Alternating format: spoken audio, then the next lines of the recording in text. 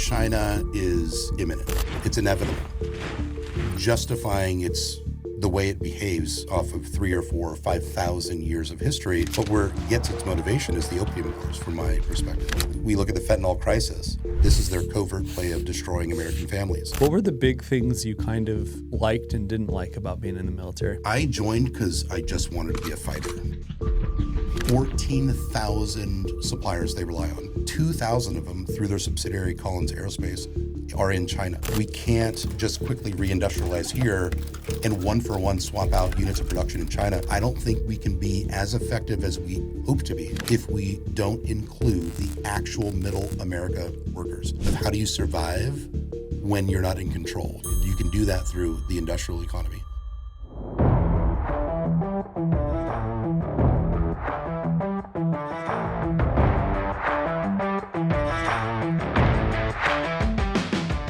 Today's guest is the co-founder and CEO of Empirium, a marketplace for aerospace, defense, and manufacturing that connects suppliers and buyers. Please welcome MARSOC legend, Mike Sims. I don't know if the right word is saying being able to trust where your stuff comes from. Mm-hmm. Maybe it's more of like understanding where your stuff or who the owners of certain things are. I think it's risk management at the end of the day. Like, you pick up the phone, you call anybody in the Pentagon or anybody in commerce or anybody in state, and nobody really agrees on, compliance. Like, what is compliance? Compliance just means adhering to a set of rules that's kind of in a vacuum, depending on who your customer is. Mm-hmm. And because all these customers that are essentially stakeholders or investing or interested in the same thing, there's a variance in what they believe to be, a compliant way of doing business that ultimately leads to costs on companies because they're having to figure out, what do you want? What do you want? What do you want? And there's time involved in all these things. So what we're saying is we can at least be marginally better than what companies are experiencing today. While we don't have a definitive on like how you perfectly map a supply chain, I don't know if it's that important. What's important is meeting the minimum threshold, creating margin for your business, and then moving. I think if we go too far in the compliance realm, we're just essentially shutting off everything. You become the bureaucracy almost. Exactly. So if we can just surface information that makes the customer feel better and we have ways to manage the risk over time, that's kind of where we need to be. Yeah. What's the biggest thing you've took out of the last year doing this business? Like, what's the biggest lesson you've learned? The biggest thing I've learned is there is far more supply than we realize. We have to think of how we do business, and I'm talking to a hardware guy, 2X hardware guy, right? So but it's like there are 600,000 companies in the United States that share a manufacturing NAICS code. They could be producing food or T-shirts or aerospace components. There's 10 million globally. If you sum up all the West, the allies like NATO and APAC countries that we're aligned with, you actually exceed the population of China. And when you combine all their GDP, you're talking about $50-60 trillion. So there's millions of producers globally that we could potentially tap into if we can make it efficient to get to them and run the compliance and the trust layer. So what I realized was there's a perceived scarcity in the industrial base, but the scarcity is a function of transparency. Sure. And so if we create transparency and we surface these suppliers and we do it in such a way where they can actually earn more healthier margins, if you will, when people make profits, what do? They enter the market. Yep. So if people are making more money because we've reduced costs, then more people will enter the market, and so scarcity kind of goes away.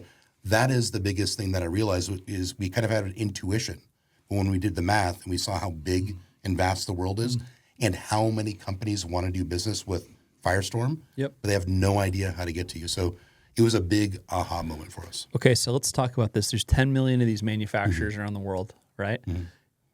If you were going to just dumb it down for us, like in a pie chart, out of those 10 million, how many would you say are in the West versus the Chinese ecosystem? China dominates about 45% of global manufacturing. Yep. About 25% of domestic imports or inputs that we rely on are from China.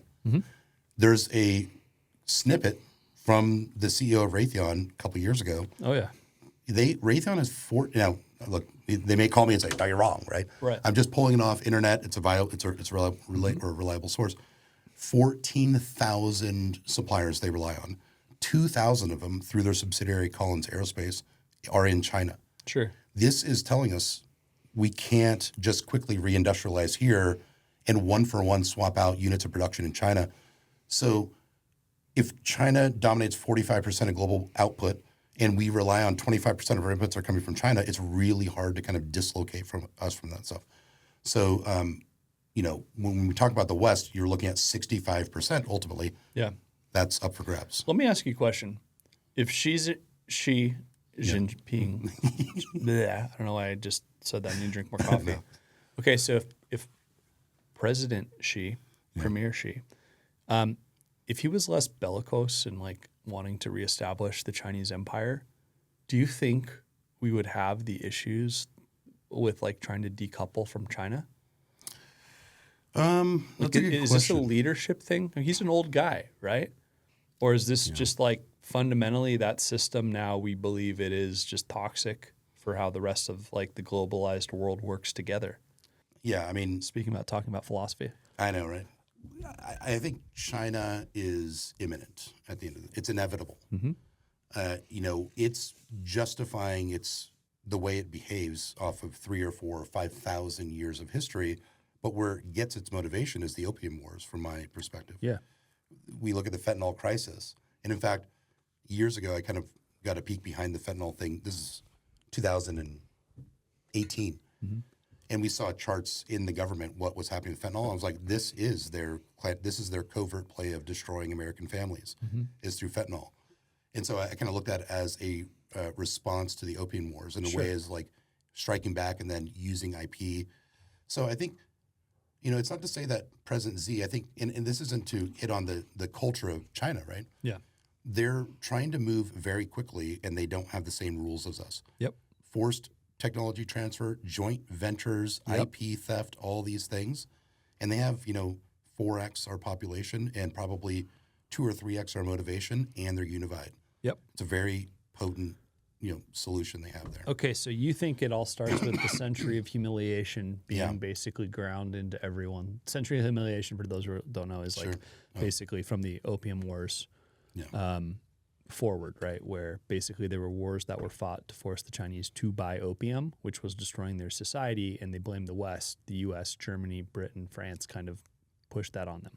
Okay, so you think that's where it starts, and you think that this is kind of the inevitable, like we're reclaiming our position as the most important place in the whole world, which is what we've had for hundreds of years. Absolutely. I think Z's flavor is probably strawberry, right? But if he wasn't there, somebody would be coming up with orange sherbet. I'm not sure that it's dependent on him. I think the entire country, especially with gains over the last 30 years, are starting to realize that they can actually have a vote. Yeah. Yeah. And now, do you think that, like, having a vote and working as a member of society, of like a broader globalized society, I think are two different things. You know what I mean? I mean, you even look at people who were very important in pushing China joining the WTO, right? Who are now saying, well, we didn't expect them to just like flagrantly break the rules when we let them in. But we also gave them a chance. Sure, that's the thing. So 2013, right? 2011, 2013. Yeah. I think President Xi got elected in 2013 and immediately rolled out the Belt and Road Initiative. And then we had TPP, which we went in after a while. And we did our 2014 Pacific pivot. That was the big shift from Middle Eastern wars into the Pacific, and just like getting sensors out there, figuring out what's going on. So I think we were just in giving them a chance to integrate into like a unipolar Western-led global economy. And so now, though, that they've proven that they don't respect that, right, and that maybe want to put a Linux OS in, right? Yeah. Then we great need to analogy, compete. by the way. Yeah. Great analogy. It's an OS battle. It's an OS battle. And I think part of the OS battle that we need to be cautious about is obviously BRICS, CBDC, or it's not CBD, central bank digital currencies, obviously. It's some way to monetize BRICS and then de-dollarization, ultimately. I don't think de-dollarization, like get rid of all your foreign reserves, but it's, hey, put another currency in there as an alternative so there's no sanctions. I think there's some really things. So you know, yeah, it's an interesting thing at the end of the day. I mean, there's so many variables that are playing into it, but I think militarily, obviously, we have to hedge against worst case.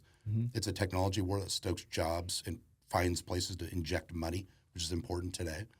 But I think that it's not just a military thing. I think that there's some deeper lying kind of modulations going on that we need to pay attention to. So when you talk to people in Europe, in Asia, the U.S.,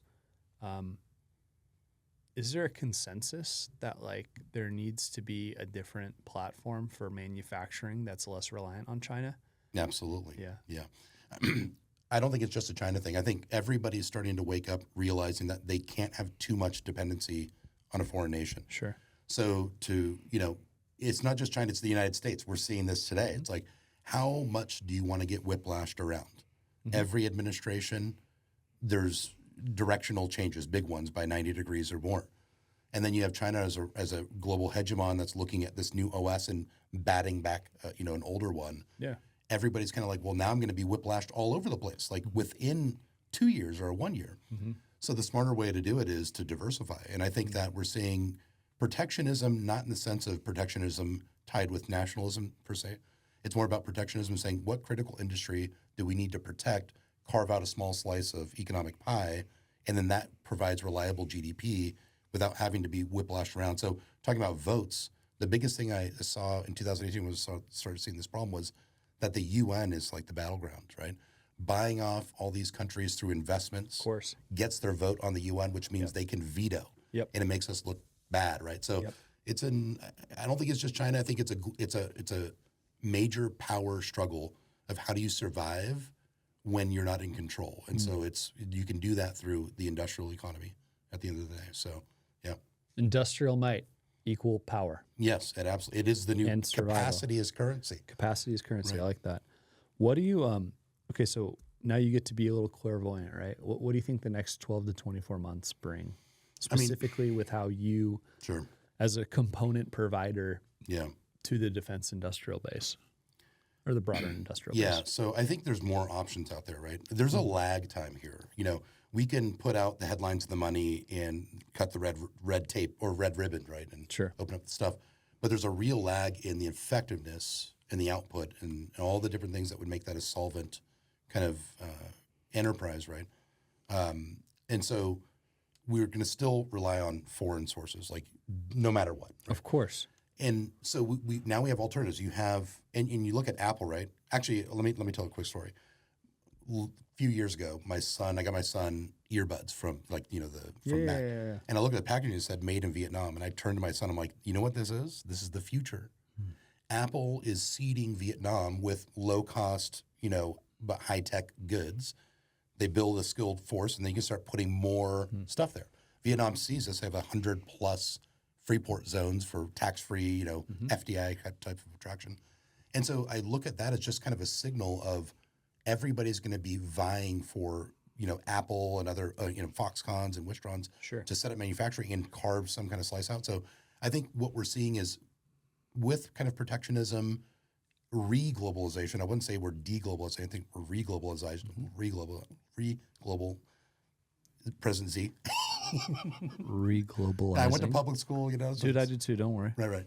So I think there's actually more opportunities because there's going to be these regions and countries are going to be competing for these types of business, which means they're going to have this skilled workforce.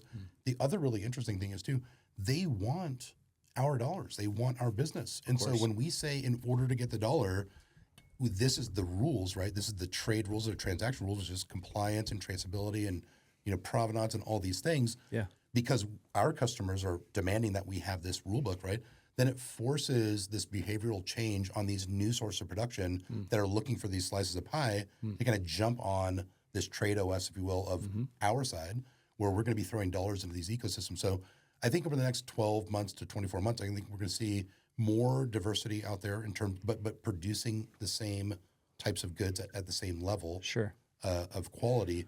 And those gives us options. So now we have resilience because we don't have sole source, sole supplier dependency. Right. I can go to India, I can go to Vietnam, I can go to Ohio. Yep. And so networking all of that together is going to be kind of the crux there. But yeah, I think ultimately we're maybe in a better position. Let's like narrow it down to just where we are geographically.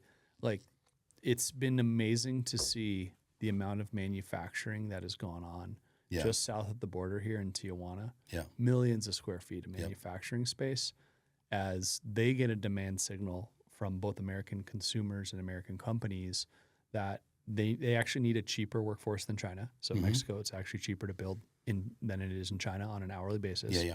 But secondly, like just being closer and not having to deal with there's obviously some protectionist tariff stuff going on right now with this current admin. But being close, it's like to your point, if you show the dollars will flow, like they will basically build the manufacturing capacity to help support it.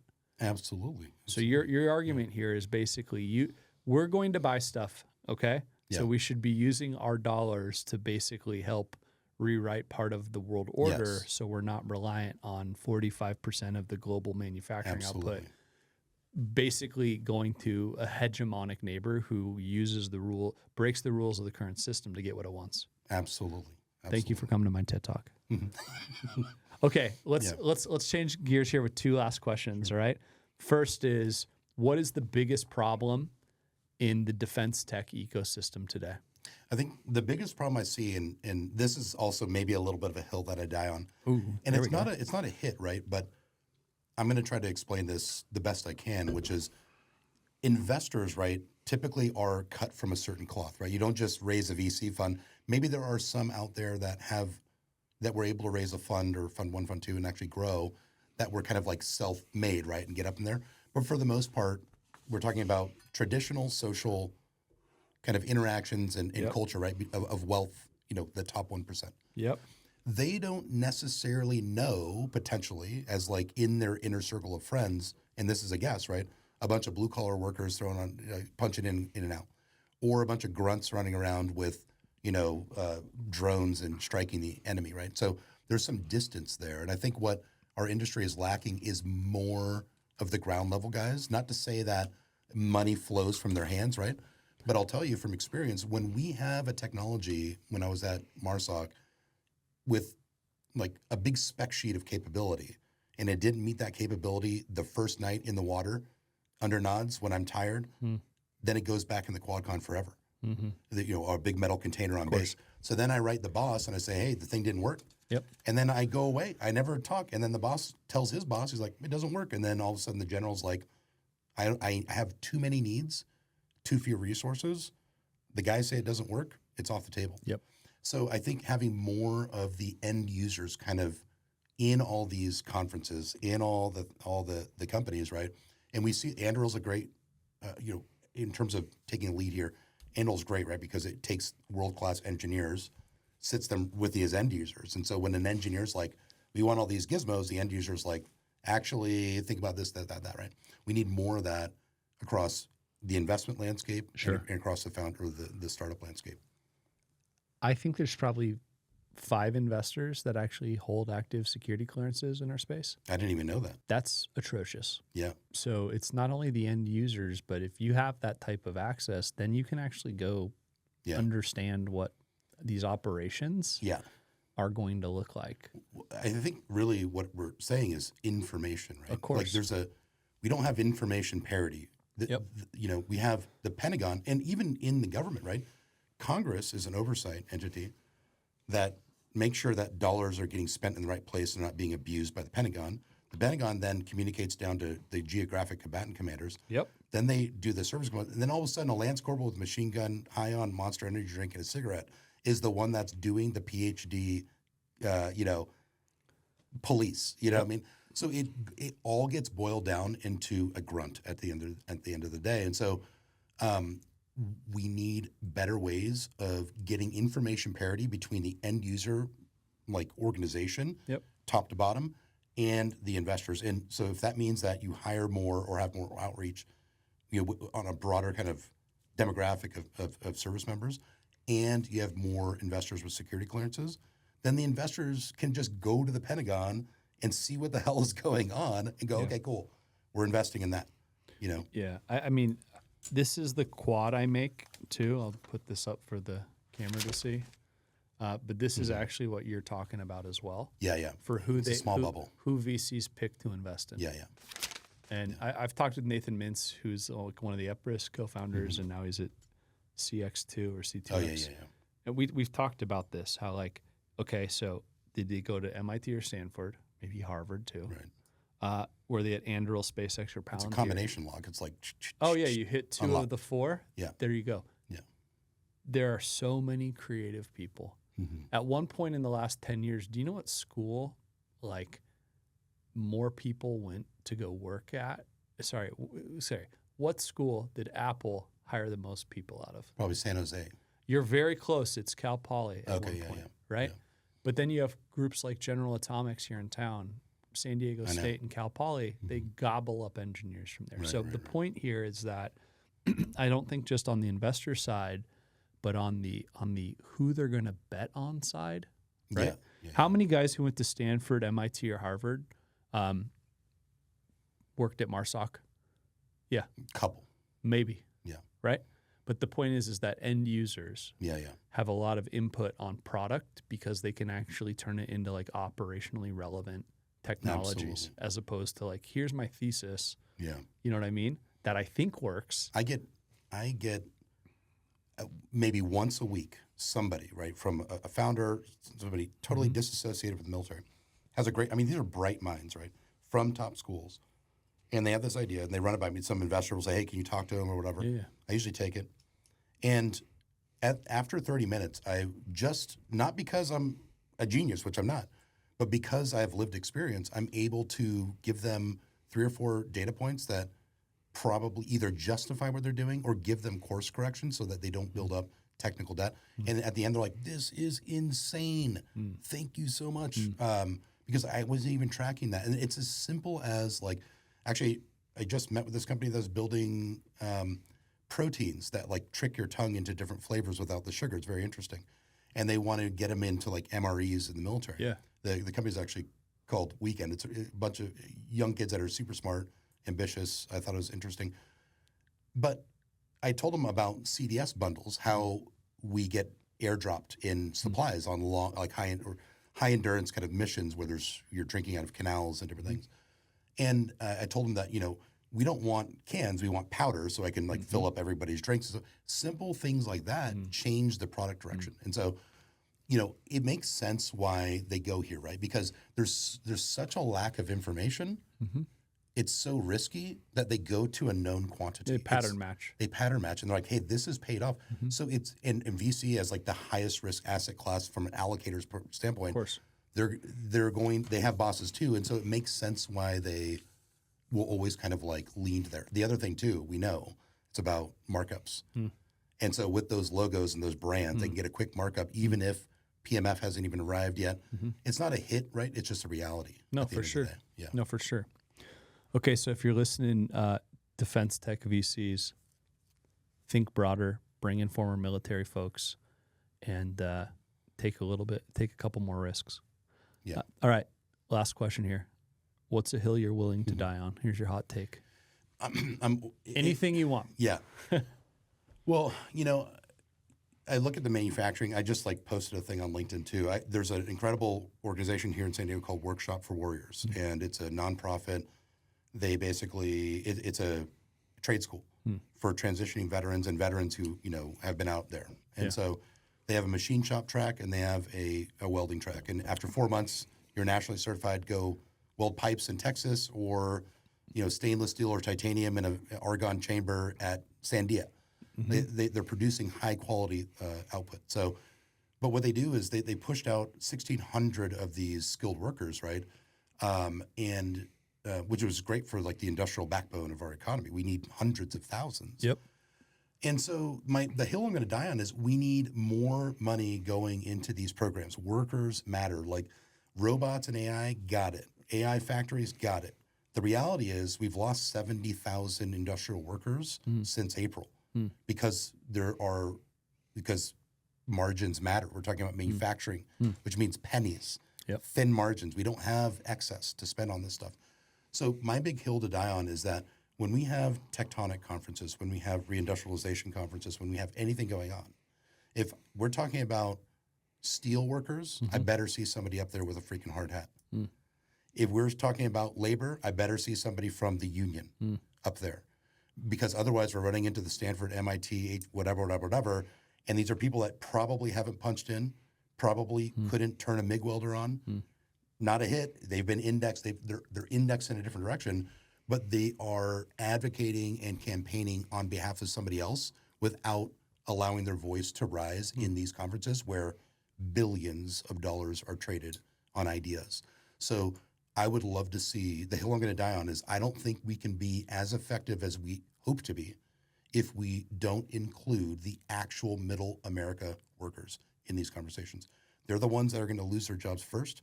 They're the ones that you're saying, this is the same thing on the warfighter, right? Yeah. Oh, we're here for the warfighter. Where's the warfighter? Yeah. What is a warfighter? I don't even know what that is, Yeah. We need to merge both worlds in if we're going to be more productive at the end of the day. So that is an excellent hot take. Yeah. All right. Thanks for coming today, my man. My pleasure. I appreciate it. Yeah. Thanks for listening to the Drone Wars podcast. If you liked what you heard today, please subscribe to catch all the latest insights for all things defense and geopolitics.